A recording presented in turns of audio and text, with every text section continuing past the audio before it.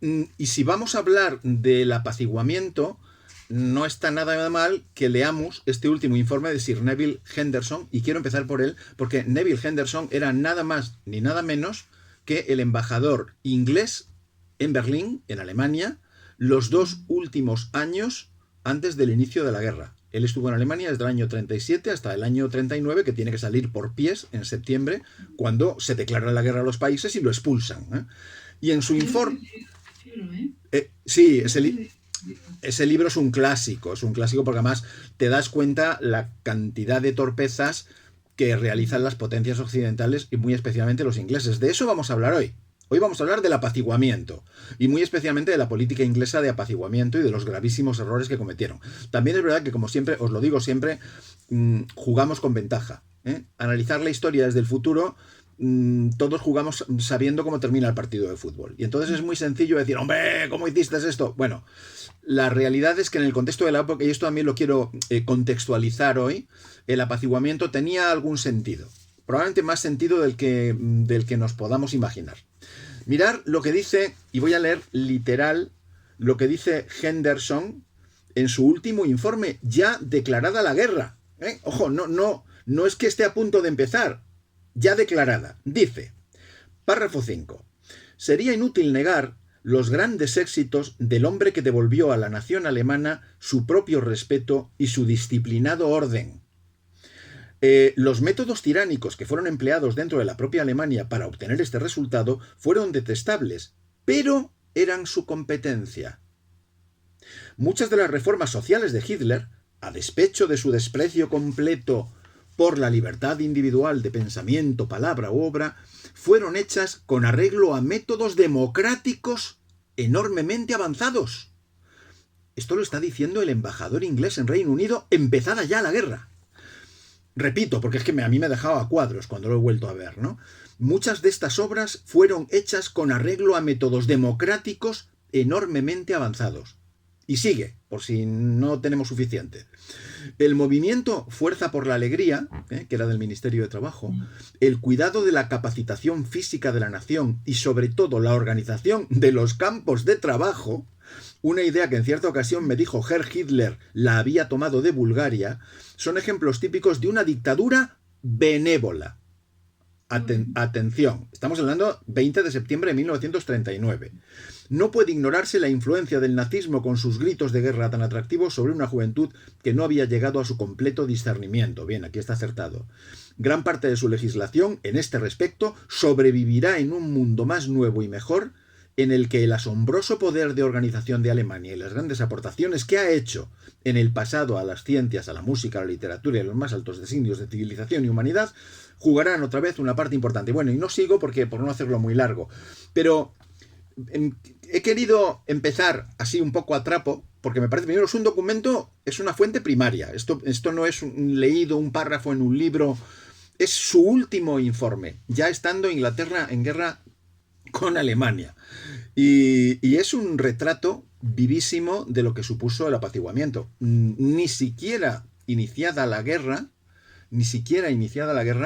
Inglaterra era capaz de negarle méritos a Hitler como una democracia en algunos aspectos muy avanzada. O sea, que esto es lo que te está diciendo Henderson, ese embajador que estuvo 2 años en Berlín antes de la guerra, cuando ya la guerra está iniciada. Es verdad que es la guerra de broma, ¿eh? Esto lo veremos la semana que viene cuando hablemos de la primera fase de la guerra, ¿no? Esa llamada guerra de broma. Sí, Concepción. No, que yo lo que aquí veo es el carácter inglés y el sistema de educación inglés. Sí. En aquel momento sí. Queda muy duro y muy sí. Estoy de acuerdo contigo, Concepción. Sí. Estaba pensando lo mismo. Sí. Bueno, me alegro que yo vaya alcanzando tu nivel. Oye, tienes bastante razón, y ahora lo verás en los estilos diplomáticos, porque mirar, el siguiente punto que tenía, hoy me he preparado 3 páginas de ideas para comentar con vosotros. La primera es las razones que explican el apaciguamiento. La segunda, cuáles son las violaciones por parte de las potencias del eje de esa política de apaciguamiento, que tendrían que haber sido pistas más que notables para decir, oye, esto no funciona, vamos a cambiar la estrategia. Y finalmente, ¿quiénes apoyaron, qué sectores sociales apoyaron el apaciguamiento? Las conclusiones ya las sabemos todos. Por eso no me voy a detener en ellas, porque en todo caso las veremos la semana que viene, que es el inicio de la guerra. Hay más razones, aparte del apaciguamiento. La guerra se inicia también por el pacto Hitler-Stalin. Pero esto lo vemos la semana próxima. Vamos a ver las razones. Y ahí está, yo creo que la idea de concepción es una idea muy interesante. La primera y principal, yo creo, principal, es una de las más notables a criterio mío. El trauma que ha supuesto la Gran Guerra. Lo que nosotros conocemos luego como la Primera Guerra Mundial. Claro, en 1936 se conocía como la Gran Guerra, no había una segunda, por tanto no tenía sentido que hubiera una primera. De hecho, se pensaba que esa guerra había terminado con todas las guerras. Recordad que después de la Primera Guerra Mundial se firma el pacto Briand-Kellogg, o Kellogg-Briand, según el libro que leáis va a aparecer un nombre antes que el otro, son dos políticos, uno americano, otro francés, que lo que hacen mediante el pacto Briand-Kellogg, como los Kellogg's, como los cornflakes, es prohibir la guerra. Es un pacto de 1928, escasamente 10 años después del final de la Gran Guerra. Y lo que hace es prohibir la guerra. Y diréis, qué tontería, ¿cómo se va a prohibir la guerra? Esto es como prohibir, es como prohibir el crimen. Bueno, realmente el crimen está prohibido, es un delito, pero no se va a poder erradicar. El pacto Briand-Kellogg es un pacto voluntarista nacido de esa época de buenas intenciones, en donde el trauma de la Primera Guerra Mundial, de la Gran Guerra, lo que ha hecho a todos los hombres que han combatido, la mayoría de personas estuvieron, políticos ingleses del apaciguamiento, habían estado en las trincheras en la Primera Guerra Mundial.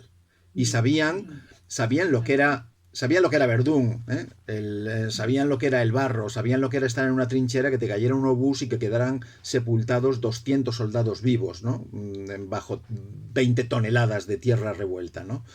Entonces, ese trauma terrible hizo que muchísimos políticos, y que decir luego de la opinión pública, padres que habían estado en la guerra, no querían que sus hijos volvieran a estar en una guerra que ellos pensaban que iba a ser igual. Porque claro, desde el futuro, nosotros los hombres del futuro ya sabemos que la Segunda Guerra Mundial es una guerra de movimientos, es una guerra relámpago, mientras que la Primera Guerra Mundial, me refiero a la primera, mientras que la Primera Guerra Mundial es una guerra de trincheras, es una guerra estática. Pero esto no lo sabían los hombres de los años 30, los políticos de los años 30. Para ellos la guerra iba a ser muy, muy, muy similar. Trincheras, estancamiento, millones de chavales jóvenes muertos, toda una generación de jóvenes desaparecida o lisiada en la guerra. Entonces eso es un trauma tan grande que por todos los medios se querían evitar los errores del pasado. Y entonces, no a la guerra. El eslogan masivo era no a la guerra, empezando por la opinión pública y continuando por los políticos. Chamberlain el primero. Chamberlain el primero. En este aspecto era una excelente razón, quiero decir, o sea, desde el punto de vista ético, si queréis, es lo mejor, es mucho mejor que el belicismo. Desde el punto de vista práctico ya sabemos que fue un desastre. En aquel momento pensaban que había esperanzas de evitarla. Paz a cualquier costa. Segundo aspecto que facilita el apaciguamiento. El propio Tratado de Versalles. El Tratado de Versalles había sido muy humillante para Alemania, había perdido grandes partes de su territorio. Los alemanes realmente, a diferencia de la Segunda Guerra Mundial, que sí que llegan a invadir su territorio, ¿no? Pero en la Primera Guerra Mundial, el territorio del Imperio austrohúngaro no ha sido invadido. O sea, Alemania pierde la guerra sin tener tropas en su territorio. No es una guerra que esté claramente perdida cuando Alemania se rinde.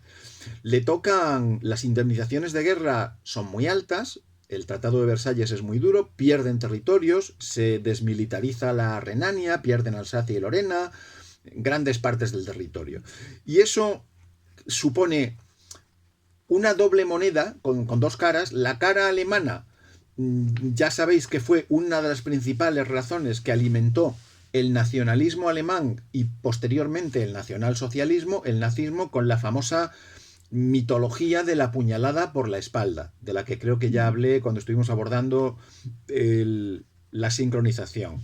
La puñalada por la espalda que decía que, bueno, que no habían perdido, que se estaban defendiendo bien y que el comunismo, las revueltas, la revolución bolchevique en 1917 con la paz, la firma de la paz de Brest-Litov, lo que apartó a Rusia de la guerra, bueno, todo esto había supuesto, y la expansión del comunismo dentro de la propia Alemania había supuesto una traición al ejército alemán que se estaba defendiendo heroicamente y que ni de casualidad estaba perdido, que aún quedaba partido, como diríamos hoy.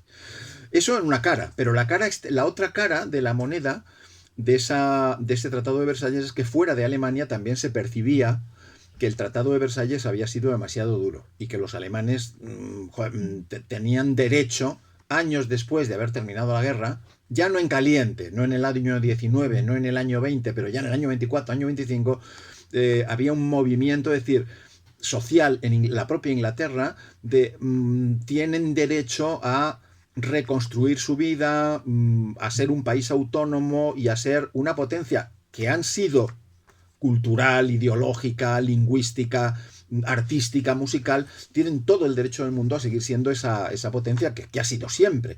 En el párrafo que os he leído de Neville Henderson, ya veis que incide en eso. Sigue insistiendo. No podemos negar a las grandes aportaciones de Alemania a la cultura occidental, como sin duda harán en el futuro. Ahí no se equivocó, porque han seguido efectivamente, después del plan Marshall, han seguido siendo un poco locomotor a Europa, ¿no? Ellos y los franceses. Para bien o para mal, dirán algunos, pero bueno, esta es la realidad. Otro factor que facilita o instiga la política de apaciguamiento, el miedo al comunismo. El miedo al comunismo. Hay un libro de Snyder que habréis leído, se llama Tierras de Sangre, en donde de alguna manera él viene a decir que la Europa de los primeros 40 años de siglo es una gran guerra civil europea.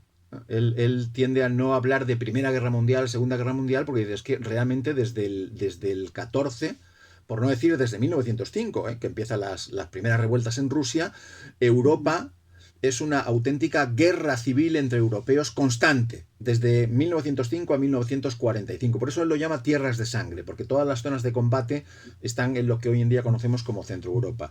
Y una de las razones que esgrime él y algún otro autor, como Nolte, que hemos visto en alguna otra sesión, es que una de las razones que explica el fascismo es precisamente el auge del comunismo. O sea, el fascismo es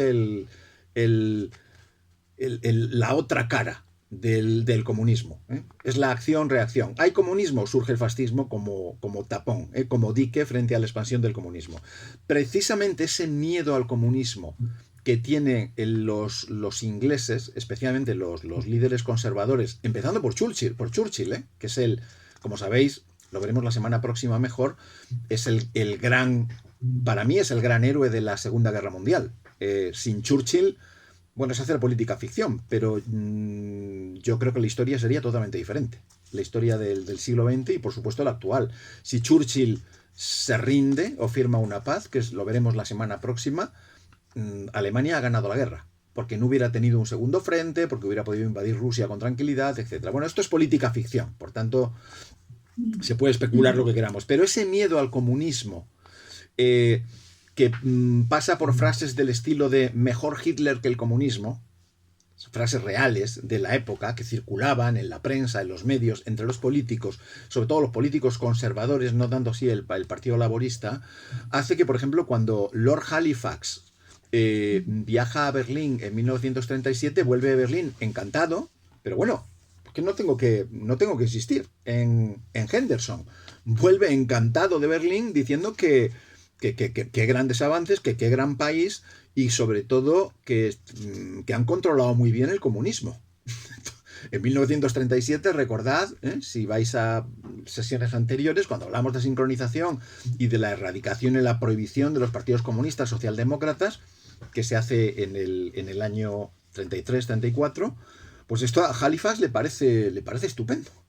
Entonces, bueno, eso hace que el fascismo realmente no se vea tan peligroso.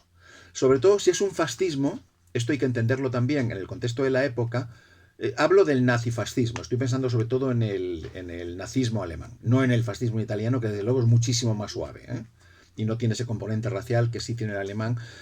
Se percibe como un dique de contención en Europa frente al comunismo en expansión. Y el comunismo en expansión es un peligro que es indudable y que lo perciben los líderes de varios países europeos, el primero de los cuales es Inglaterra, y están viendo además la capacidad que tiene influencia en conflictos civiles, como por ejemplo la Guerra Civil Española, donde hay participación y una injerencia muy clara de la Unión Soviética. Muy clara de la Unión Soviética. Y eso en aquel Muy momento evidente. es evidentísimo. Hago un inciso. Sí, El embajador de la URSS en España iba a las reuniones del Consejo de Ministros español. Se hospedaba en el Palace, iba caminando y ahí. No sé si tenías ese dato, pero no, fíjate que no, pero no me extraña. Quiero decir, al fin y al cabo, el Partido Comunista Español era un apéndice totalmente subordinado al PQS, al Partido Comunista de la Unión Soviética. Entonces seguían lo hemos hablado en alguna sesión, Andreu Nin, el anarquista del POUM catalán, se lo cargan por instrucción, se lo cargan agentes soviéticos en Alcalá de Henares. sí, sí. Por instrucciones directamente de Moscú, donde aquí lo único que hace el Partido Comunista de España es yes sir, acatar las órdenes y punto. Y eso que en el momento en el que estalla la Guerra Civil Española, 1936, las instrucciones... 37. 36, la Guerra Civil es del 36 al 39, 18 de julio del 36, la Guerra Civil. 30, 36, sí, sí, sí, 36, 39. No lo dudes, mi hermano presumía que él vino con esa guerra. Bueno, yo nací el 19 de julio. Mi madre siempre me dijo que había retrasado el parto todo lo posible para que no naciera el 18 de julio y tenerlo que celebrar. Era hija de un maestro republicano, entonces, claro, no. Muchos años después. Bueno, sí, yo del 64, pero lo que no quería era celebrar el 18 de julio en casa. Entonces celebramos el 19. Bueno, una anécdota personal que tampoco viene muy al caso. Entonces, decía que en la intervención comunista en la guerra civil hay una intervención clara, con tanques, con asesores militares, con aviones. España paga muy bien, vamos, la República paga muy bien aquello, ya sabéis, el tan cuestionadísimo oro de Moscú, etc. A pesar de que Stalin en ese momento, en 1936, cuando empieza la guerra, en julio, está siguiendo una política internacional de no intervención. Porque en ese momento Stalin tiene problemas interiores muy gordos. Recordar las purgas, recordáis que empezaron en el 36, 37, 39, 38. Tiene problemas interiores muy gordos y se da cuenta de que si se abre a demasiados frentes, nacional primero, era el problema gordo, ¿no? Las purgas, y luego los internacionales, iba a generar un cierto miedo en las potencias occidentales con las que él estaba tratando de granjear su amistad, igual que hace Hitler en esa época, con esa apariencia de legalidad, etc. Es cuando va Bernard Shaw a Moscú y vuelve encantado diciendo, uy, es un sitio maravilloso. Son torpes, son los tontos útiles que han utilizado siempre todos los dictadores, ¿eh? Sí, sí. Los tontos útiles. Grandes. Y les dan un paseíto por las aldeas Potemkin, igual que hacía Potemkin con la zarina, y vuelven encantados porque les han engañado. Aquí se hacía lo mismo con Alfonso XIII cuando va a visitar las Urdes, que le blanquean. En aquel momento las Urdes era un sitio muy paupérrimo, ¿no? Y blanquean los pueblecitos y visten bien a los niños y los alimentan bien. Entonces llega el rey, lo pasean por la calle y vuelve encantado diciendo, uy, qué bien viven mis súbditos en las Urdes. Luego llega Buñuel, rueda la película de las Urdes, que es también una película fake, una película con muchísima falsificación y tersificación, y justamente transmite el mensaje contrario. Pero bueno, me estoy yendo por las ramas mucho. Esto es que, claro, me pongo a hablar de cine. Todo lo que nos interesa es... Entonces, miedo al comunismo es otra razón del apaciguamiento. Si la negociación hubiera tenido que ser en las mismas condiciones con un régimen comunista, probablemente el apaciguamiento inglés no habría sido, como diría, tan cordial, ¿eh? Hubieran sido un poquito más duros. Esto, insisto, ya es política ficción. Otro factor que yo creo que es fundamental, y algo apuntaba Concepción hace un rato cuando lo explicaba. Hablaba de la educación inglesa, pero especialmente, claro, la educación inglesa, pero ¿quiénes negocian? Negocian los diplomáticos. Y especialmente hay dos tipos de diplomacia, clarísimamente. Esto se ve muy bien en este libro excelente.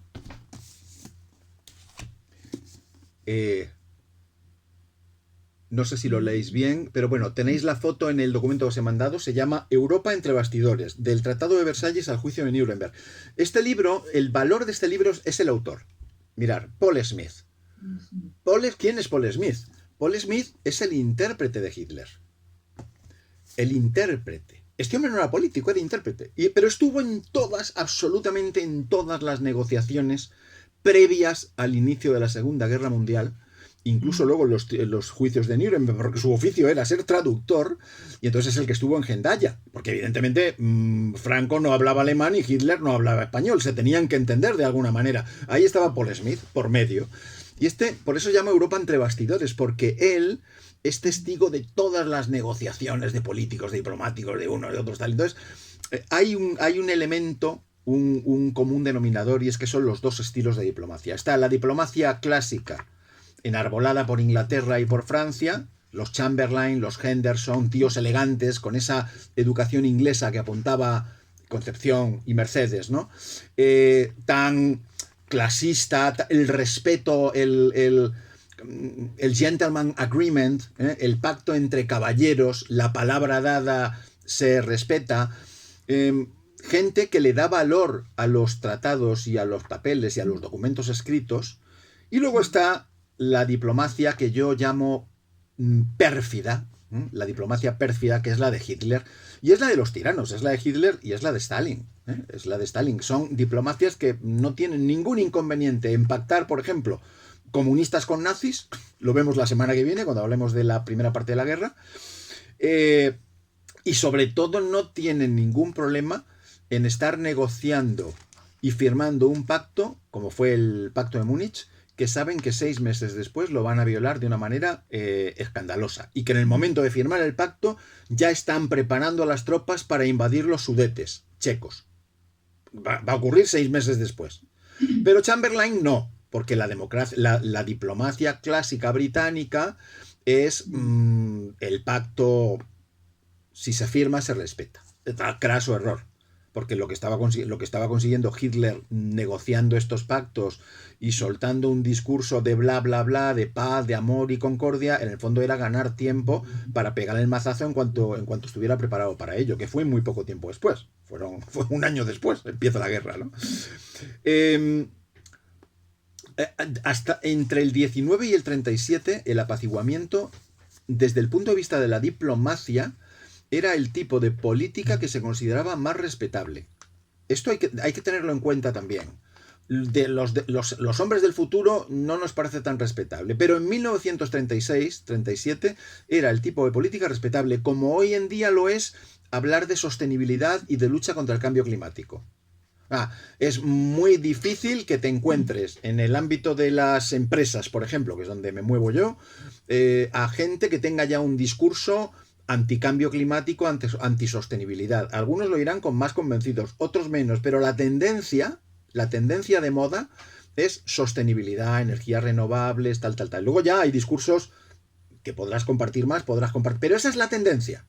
Esa es la tendencia. Actuar con honestidad, con lo que se da en llamar responsabilidad social corporativa, bla, bla, bla. Bueno, esta es la tendencia. Entonces, en el 36, lo respetable era el apaciguamiento. Es más, quienes propugnaban, como era el caso de Churchill, el rearme de Inglaterra, eran calificados de belicistas, que buscáis la sangre de nuestros hijos, que por culpa de gente como tú tuvimos la Primera Guerra Mundial. O sea, si os dais cuenta, volvemos al trauma de la Gran Guerra, el belicismo estaba muy mal visto. Esto enlaza también con el pacifismo. Con el pacifismo, incluso con el partido en la oposición, que era el Partido Laborista, que aunque al Partido Laborista nunca fue favorable al apaciguamiento, pero en cambio, estas son las contradicciones de la política, pero en cambio se opuso sistemáticamente al rearme inglés. Entonces, claro, dices, bueno, bien desde el punto de vista de que sean contrarios al apaciguamiento. En ese aspecto estuvieron acertados. Mal en cuanto a no rearmar a Inglaterra cuando estás viendo que Alemania, Italia, Japón se están armando hasta los dientes. Esto no era ningún secreto. Entonces, aclárate. Si no quieres apaciguamiento, perfecto, pero ya sabes que eso te va a llevar tarde o temprano a un conflicto. Entonces, mejor que estés preparado. Hay una razón muy interesante también, y menos conocida o menos comentada, que es por tactismo militar. Hay un momento en el año 37, año 38, en el que incluso el propio Chamberlain ya se da cuenta, cuando suceden las violaciones que a continuación voy a comentar, de acuerdos, de pactos, de expectativas, el propio Chamberlain se da cuenta de que no se puede confiar en Hitler. Lo sabe. Tonto no es Chamberlain, ¿eh? Es un tipo muy brillante en muchos aspectos. Pero se da cuenta de que ya en ese momento interesa seguir simulando apaciguamiento, porque se tienen que armar. Inglaterra se tiene que armar. Entonces, por ejemplo, el gran peligro que tiene el pueblo inglés, hablo de la opinión pública, pero también los políticos, son los bombardeos masivos de ciudades. Esto tenía un auténtico terror, lo que se llama los ataques, los bombardeos nocturnos, ¿no? De Londres, que son tan... Ya había habido algunos en la Primera Guerra Mundial, ¿eh? Recordaréis las imágenes esas de los dirigibles aerostáticos, ¿no? Atados de unos grandes cables que lo que hacían era entorpecer el vuelo de los aviones, ¿no? Los cables chocaban las alas y el avión caía. Para evitar ese horror de la guerra aérea, que se prevé que va a ser fundamental para la guerra moderna, la guerra que se avecina, y que ya en el 37-38 se ven los vientos de guerra, necesitan perfeccionarse aviones de combate interceptores como son los Spitfire y los Hurricane, que tienen un papel fundamental en la batalla en Inglaterra, por eso ganan la batalla en Inglaterra, y algo fundamental también, que es el radar. El radar, claro, la isla de Inglaterra está muy cerca del continente. Entonces son unos minutos de vuelo. Entonces era fundamental detectar con el radar dónde estaban los movimientos de grandes masas de aviones para poder lanzar en aquella dirección a los Spitfire, a los Hurricane, para detectarlos e interceptarlos. Y ese tipo de tecnología, que era, digamos, alta tecnología en la época, necesitaba tiempo. Entonces Chamberlain emplea también el apaciguamiento como táctica para ganar tiempo y empezar a fabricar aviones a todo lo que no había hecho en años anteriores, que fue un error, lo tiene que hacer en un año. Y llegan a la guerra muy justitos, pero muy justitos. Por eso digo que estuvo la cosa cerca. Hay otro elemento. Estamos hablando de las razones para el apaciguamiento, que esta tampoco puede pasar desapercibida, y es la germanofilia de las clases dirigentes o de muchas clases dirigentes, empezando por el propio rey. Hombre, es que Eduardo VIII, hay quien dice que se le hace que abdica, bueno, la versión oficial, incluso la que aparece en la serie esta televisiva magnífica de... Se me dio el santo al cielo. Esa Isabel, no sé cómo se llama, Isabel, ¿no? Isabel I, Isabel II.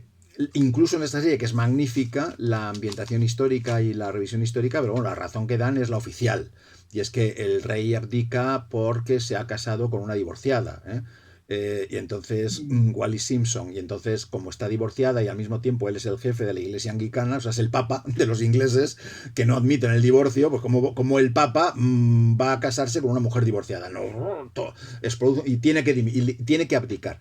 Bueno, esa es la razón, digamos, arguida, y probablemente fue la razón que se pactó, con el Parlamento para que él saliera.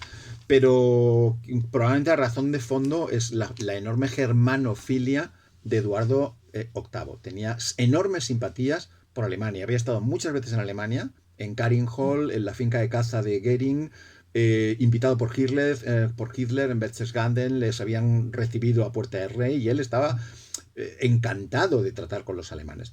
En cualquier caso, la reina Victoria estaba emparentada con familias alemanas. Entonces, había un entendimiento cultural, ideológico, también con contenido racial. El racismo no es un invento alemán. Las bases ideológicas del racismo las tenemos en Gobineau, que es francés, y en Howard Stewart Chamberlain, que es inglés. El yerno de Wagner, por cierto. Entonces, bueno, había muchas concomitancias. Concepción, perdona, que querías decir alguna cosa. Bueno, que sí, que me has dejado ahí estaba tratando de averiguarlo. La iglesia inglesa es la creada por Enrique VIII. Sí, para divorciarse 6 veces. Y si no va a asesinar a la mujer, Sí, sí. ¿Cómo es posible que en la iglesia anglicana no exista el divorcio? Lo que creo yo es que no lo aceptaban en la cabeza del rey.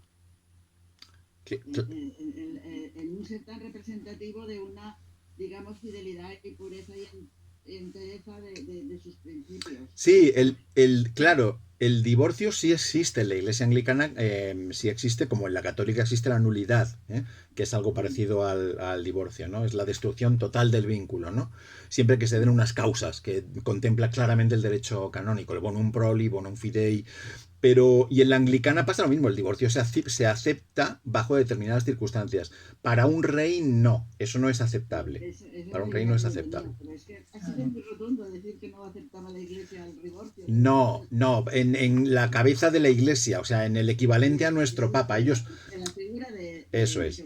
Sí, porque en Inglaterra realmente es una especie de cesaropapismo. El rey asume la potestad también que en el catolicismo tiene el papa, mientras que en el cristianismo siempre ha habido una separación del poder temporal, el de los reyes, con el de la iglesia, es el espiritual, excepto en casos muy concretos como Carlomagno, etc. Lo normal es que estén separados, y uno dicte la vida de las almas y otro dicte la vida de la cosa pública. En Inglaterra, desde Enrique VIII, eso ya no es así. Entonces, todo lo aúna una misma autoridad, que es el rey o la reina.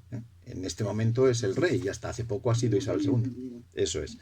Entonces, bueno, la germanofilia es muy grande. Hay una película sensacional, yo creo que he hablado de ella alguna vez en alguna sesión, que se llama Lo que queda del día, basada en la novela también del autor japonés, cuyo nombre ahora no recuerdo, que es magnífica esa película. Magnífica. Sí, yo me leí el libro después de ver la película y ambos me gustaron muchísimo, muchísimo. Siempre, a veces parece que el libro supera la película y en sentido contrario, pero me pasó como con El Padrino, me gustó mucho el libro y me gustó muchísimo la película. Y esta refleja muy bien esa simpatía de la aristocracia inglesa en esa finca inglesa donde se están teniendo esas reuniones de paz entre diplomáticos, gente influente alemana. ¿Cómo se ven obligados a despedir a la servidumbre judía en Inglaterra? En el palacio, en este coche. Esconderlas. Exacto, esconderlas, no vayamos a molestar a nuestros huéspedes. Bueno, eso es apaciguamiento también, pero en el fondo es que hay una cierta comprensión. Una cierta comprensión. Bueno, estas son las razones. Ahora vamos a ver... bueno, hay una fundamental que es ya enlazo con el siguiente punto, y es la inoperancia de la sociedad de naciones. Claro, si la inoperancia de la sociedad de naciones. La sociedad de naciones, la Liga de Naciones, cuando termina la Primera Guerra Mundial, ya es el equivalente, digamos, es un poco el padre de las actuales Naciones Unidas, para entendernos. Entonces, cuando termina la Gran Guerra, se decide crear una Liga de Naciones, Sociedad de Naciones, lo hemos traducido nosotros al español, que lo que hace es llegar al acuerdo de, bueno, vamos a intentar evitar los conflictos armados y vamos a solucionar los problemas que tengamos del tipo que sea, que en aquella época eran territoriales, siempre. Vamos a intentar solucionarlos a través de la negociación, del diálogo y de forma pacífica. Poco después, en 1928, se firma el pacto de Briand-Kellogg que os comentaba antes, que prohíbe directamente la guerra, lo cual es una utopía. Y en 1932 se promulga lo que se conoce como la doctrina Stimson, por el nombre del político que la redactó, que es de 1932, que lo que viene a decir, justamente además es un documento que se redacta con la ocasión de la invasión japonesa de Manchuria en 1931, ¿recordáis? El último emperador, Puyi, la película de Bertolucci, esa invasión japonesa de Manchuria y luego de algunas zonas de China, como Nanking, la doctrina Stimson lo que dice, de un año después, del 32, es que la Sociedad de Naciones no va a reconocer nunca ningún Estado que haya sido creado a resultas de una agresión militar. Con eso, lo que está haciendo la Sociedad de Naciones es desincentivar agresiones como, por ejemplo, la de Putin a Ucrania en este momento. Esto, de acuerdo a la doctrina Stimson, si estuviera vigente y si no tuviéramos después un montón de convenciones posteriores más elaboradas, si se creara un Estado que se llamara en lugar de Ucrania, yo qué sé, el Gran Kiev, y que fuera un Estado satélite de la Rusia actual, la doctrina Stimson no lo aprobaría. ¿Por qué? Porque había sido creado a resultas, a consecuencia de una agresión militar de una potencia a otra, ¿vale? Que con eso se buscaba desincentivar invasiones y ataques imperialistas, del pez gordo comiéndose al pez pequeño. ¿De acuerdo? Doctrina Stimson. Bueno, con todo esto, Sociedad de Naciones, doctrina Stimson del 32, el Brian Kellogg que prohíbe la guerra, mirar las cositas que pasan en estos añitos de apaciguamiento y que los ingleses miran alegremente, y los franceses, esto no es solo cosa de los ingleses, es cosa de ingleses y de franceses fundamentalmente. Los americanos están muy lejos, los americanos están con sus cosas, con su crisis económica, con su caída de Wall Street, un poco antes con los animados años 20, con su mafia, con su ley seca, ellos tienen otros problemas allá. Y desde luego con su política de no intervención y de no meterse en una nueva guerra, pero ni de suerte. Ya sabéis que Roosevelt tarda mucho en decidirse a entrar en la Segunda Guerra Mundial porque el pueblo americano no quiere de ninguna manera entrar en guerra y a que le manden a matar a sus hijos a Europa. Entonces, con todo esto, con todo este entramado que uno diría, oye, pues parece que el mundo ha llegado a un nivel de civilización bastante avanzado donde va a ser difícil realmente que haya problemas, que haya agresiones de los fuertes a los débiles, que haya guerras. Pues mirad lo que pasa. Tengo aquí una lista que me he hecho cronológica. 1931, Japón invade Manchuria, a resultas de lo cual se dicta el papel aquel que es doctrina Stimson. En 1935 ya se firma un tratado naval anglo-alemán que permite a los alemanes construir más tonelaje de naves, de navíos, de barcos, de los que se le permitía por el Tratado de Versalles. Son los propios ingleses, con ese tratado anglo-alemán, los que están facilitando que Alemania incumpla el Tratado de Versalles. Eso no lo conocía. Sí, el Tratado Anglo-Naval pues, y permite, entre otras cosas, pues que los alemanes refuercen su flota. Lo que pasa es que Hitler nunca le dio demasiada importancia a la marina como fuerza militar estratégica. Él pensaba que las guerras se ganaban en tierra y por eso no hubo más construcción de tonelaje del que se podía haber fabricado, ¿no? La invasión por parte de Italia de Etiopía en 1935 también. Fijaros qué añito, 1935. Falta un año para la Guerra Civil Española. Entonces los italianos invaden Etiopía, que es un estado soberano. Se pasan por la suela la doctrina Stimson una vez más, porque se está invadiendo un país fuerte, Italia, con armamento moderno. Pues hombre, un país como Etiopía, que además, bueno, ya sabéis que era un reducto de cristianismo en esa zona de África. No pasa nada. La Sociedad de Naciones sí protesta, refunfuña un poco, pero no van las cosas a más. En el 36, en marzo de 1936, se remilitariza la Renania, que era una zona en Alemania, era una zona que había sido ocupada inicialmente por los franceses en territorio alemán, la Renania. Al terminar la guerra había sido ocupada por los franceses, finalmente se habían retirado, pero se había pactado el que en esa zona no podría haber ni un solo militar alemán. Era una zona totalmente desmilitarizada. En 1936, con la Wehrmacht alemana recién creada en realidad se le cambia de nombre, antes se conocía como el Reichswehr, En el 36 cambia de nombre a Wehrmacht, como un ejército mucho más profesionalizado, menos del siglo XIX y más del siglo presente, que era el XX. Hitler lanza un órdago a las democracias liberales. Este es el primer gran órdago que él lanza y es cuando él se da cuenta de que puede hacer lo que le dé la gana. Porque entonces, aunque no puede poner ni un solo policía en la zona de Renania, manda a tropas de la Wehrmacht. No hacen nada, no disparan, no pegan tiros. De hecho, la reciben bien, porque la población es germanoparlante y en el fondo consideraban una afrenta el que no pudiera haber allí una representación de las fuerzas de seguridad de la República de Weimar. Pero llega y no hay ningún tipo de intervención. Hay una descoordinación muy grande entre franceses e ingleses, que son los únicos que realmente podían haberse puesto duros y haber mandado a un ejército de ocupación. Y entonces Hitler no hubiera tenido más remedio que irse con el rabo entre las piernas. Se hubiera tenido que retirar porque no estaba preparado para la guerra todavía. En 1936, Alemania no estaba preparada para la guerra. Con lo cual, las tropas se habrían tenido que replegar. Y hubiera sido una doble humillación añadida al Tratado de Versalles. Quizás no hubiera cambiado el curso de los acontecimientos, los hubiera retrasado un poco más. Insisto, esto es política ficción y aquí prácticamente cabe todo. Pero Francia e Inglaterra, como os decía, deciden no intervenir. No están preparadas, tenemos miedo de que la cosa pueda suponer una escalada. De nuevo volvemos a los terrores de la Primera Guerra Mundial. La Primera Guerra Mundial empezó porque fue una escalada de una tontería entre comillas, el asesinato de un líder político por un fanático nacionalista serbio, y empieza una guerra que como un dominó, piezas de dominó, va arrastrando un país a otro. No querían que ocurriera algo parecido. Entonces tragan, miran para otro lado, refunfuñan un poco y Hitler toma nota. Esto es muy importante cuando los dictadores toman nota.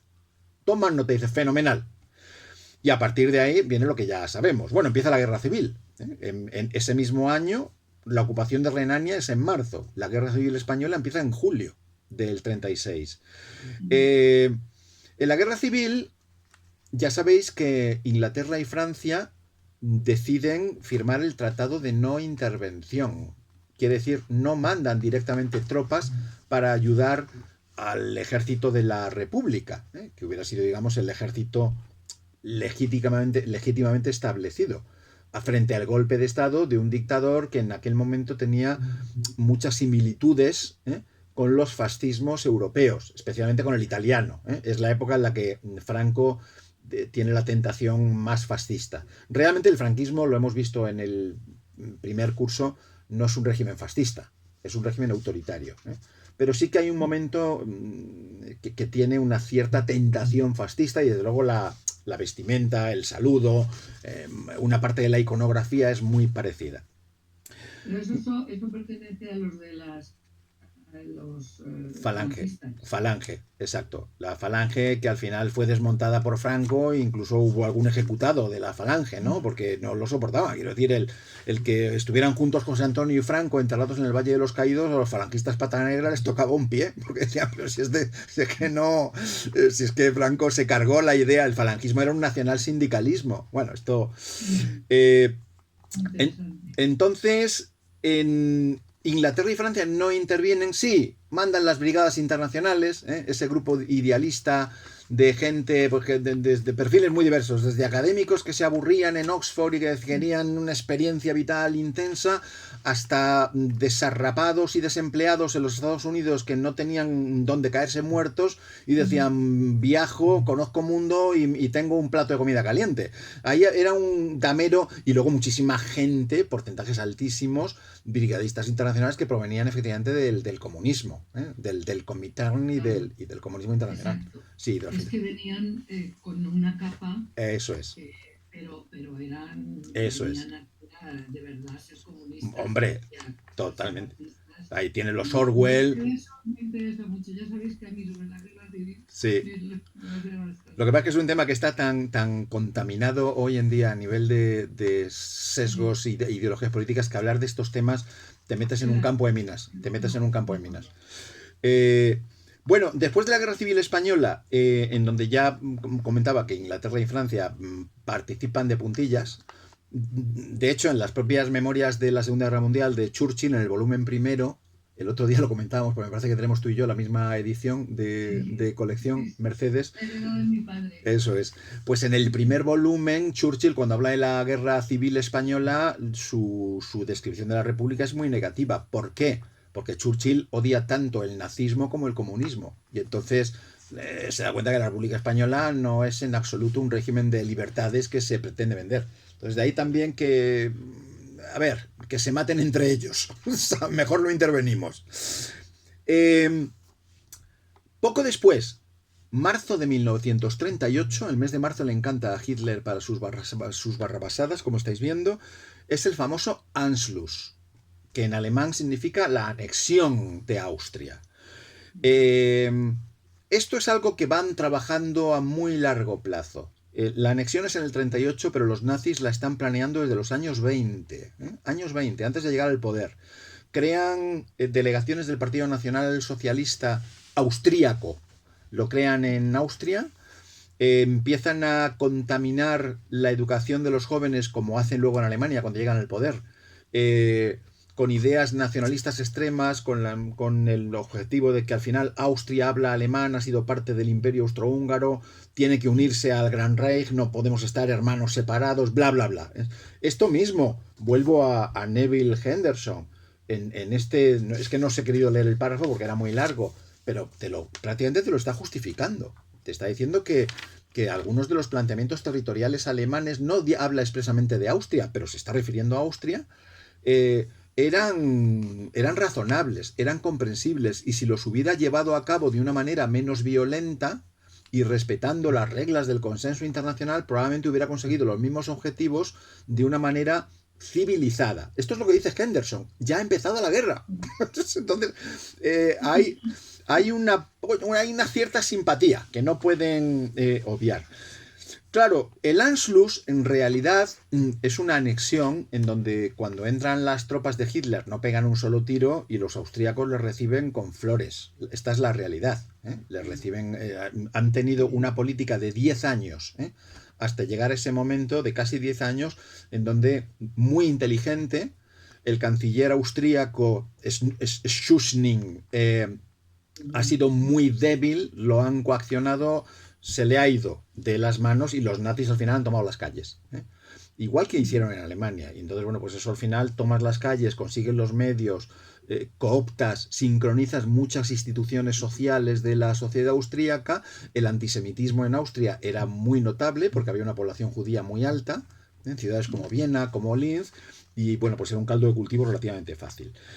Después del Anschluss, que es cuando ya realmente Inglaterra y Francia se dan cuenta de que la cosa se está poniendo muy negra y que el apaciguamiento, el mirar para otro lado no funciona, es cuando tiene lugar la famosa y la infausta conferencia de Múnich en septiembre de 1938, 30 de septiembre. Es la conferencia en la que ya sabéis que Chamberlain, el primer ministro inglés, firman el acuerdo de paz para nuestro tiempo. Vuelve Chamberlain, sale del avión, enseña el acuerdo firmado con una sonrisa de oreja a oreja, un hombre que habitualmente era impertérrito. Si veis vídeos, hay muchos documentales de la época, era un tipo impertérrito. Yo no le he visto una sonrisa a Chamberlain nunca, excepto en el momento del acuerdo de la conferencia de Múnich y el tratado de Múnich. Y se cree el peace for our time, es el término que se emplea, paz para nuestro tiempo. Ellos creen que han firmado un acuerdo que van a respetar los alemanes. Evidentemente no es así, porque 6 meses después, en octubre de 1938, ¿qué es lo que hacen los nazis? Ocupan los Sudetes checos. Y de nuevo están ya violando la conferencia de Múnich de 6 meses antes. Porque lo que dicen con esto los alemanes, Hitler lo que dice es: yo solamente quiero Austria, no quiero más.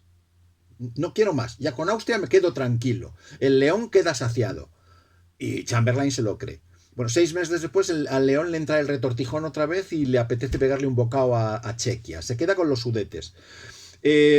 Los Sudetes no es ninguna broma. Quedan bajo la bota alemana, de que ya una dictadura severa, porque en 1938 en Alemania ya no queda un ápice de libertades, quedan bajo la bota alemana 800.000 personas. que estaban viviendo en la zona de los Sudetes, no es moco de pavo. Tampoco pasa nada, tampoco hay ninguna reacción, más allá de alguna protesta más o menos lacrimógena. Y en marzo de 1939, algo menos medio año después, ocupan el resto de Chequia, los alemanes. Ya no son solo los Sudetes, para lo que ellos argumentaban, pues que era población principalmente de habla alemana, que habían sido zonas que habían estado bajo la influencia histórica de Alemania. Ya no solo eso, sino que ya nos quedamos con el resto de Chequia. Y crean el protectorado de Bohemia y Moravia, donde finalmente terminará el infame Heydrich, del que hablaremos en alguna sesión más adelante, al que se cargan precisamente la resistencia en Praga. Si habéis estado en Praga, una de las cosas, visitas obligadas, es la iglesia donde se refugian los héroes de la resistencia después de matarlo, donde allí mueren, ¿no?, acribillados por los nazis. A continuación, poco antes ya de empezar la guerra, hay la ocupación. Esta es muy poco conocida, desde el punto de vista histórico. La ocupación de una zona pequeña en Lituania, en un estado pequeño también, en marzo de 1939, de lo que se conoce como el territorio Memel en español, el territorio Memel en Lituania. De nuevo, una técnica muy parecida a la que emplearon con Austria y una técnica muy parecida a la que emplearon con Chequia. El amedrantamiento. Reunirse con el presidente, darle un ultimátum y venirle a decir, pero incluso con fuerza física, y con guerra psicológica, tenerlo encerrado en una habitación durante 10 horas sin contactar con nadie. A ver, ¿vas a firmar este documento, este tratado? No, bueno, y se van, y sigue encerrado. Y al final Chequia se entrega de esta manera. O sea, la presión a la que se ve sometido el presidente checo en aquel momento es muy grande. El territorio Memel es finalmente en marzo del 39, también pasa a manos alemanas. Y la última intervención es Italia, ocupa Albania en 1939. Bueno, lo que viene a continuación ya sabéis que es el inicio de la Segunda Guerra Mundial en septiembre, a primeros de septiembre de 1939. Y para que veáis un poco el final de la vida de Chamberlain, a él se le presenta ya empezada la guerra, empieza el 1 de septiembre del 39, en mayo de 1940 se presenta una moción